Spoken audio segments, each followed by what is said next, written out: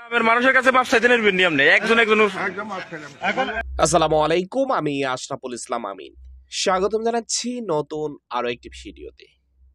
সামাজিক যোগাযোগ মাধ্যমে এই মুহূর্তে এই ভিডিওটা বিশেষ করে ব্যাপক পরিমাণে ভাইরাল হচ্ছে, আলোচনা হচ্ছে, সমালোচনা হচ্ছে।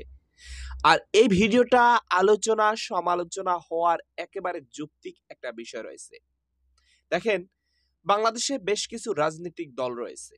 কেউ আওয়ামী লীগ, কেউ বিএনপি, কেউ জামায়াত, কেউ হেফাজত ইসলাম।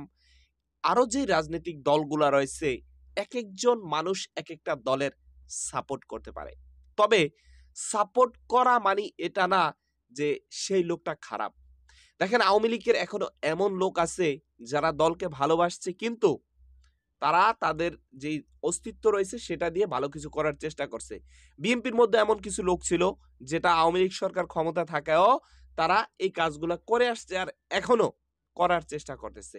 কিন্তু সেখানে দেখেন, একজন মুক্তিযোদ্ধাকে এইভাবে মানে হয়রানি করা বা অপদস্থ করা, অপমানিত করা, মানে বিষয়টা কতটুকু যৌক্তিক?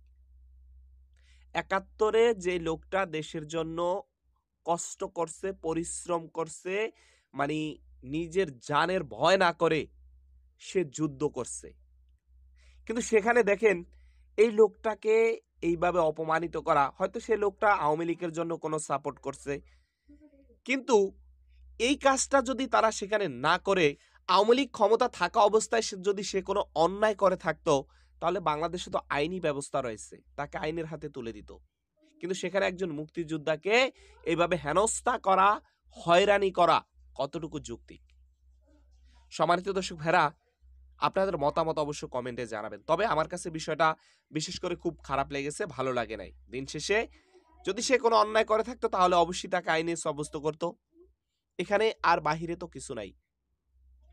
যাদের দ্বারা আমরা মুক্তিযুদ্ধ পেয়েছি, স্বাধীনতা পেয়েছি, স্বাধীন দেশ পেয়েছি, তাদেরকে যদি আজকে আমরা অপমান করি, তাহলে সেই স্বাধীনতার কি লাভ হতে পারে? তো সম্মানিত ভাই, হচ্ছে টোটাল বিষয়। তো আজকের ভিডিওটি এখানে শেষ করতে চাই। দেখা হবে নতুন অন্য কোনো ভিডিওতে। সবাই ভালো থাকবেন। আসসালামু আলাইকুম ওয়া রাহমাতুল্লাহি ওয়া বারাকাতুহু।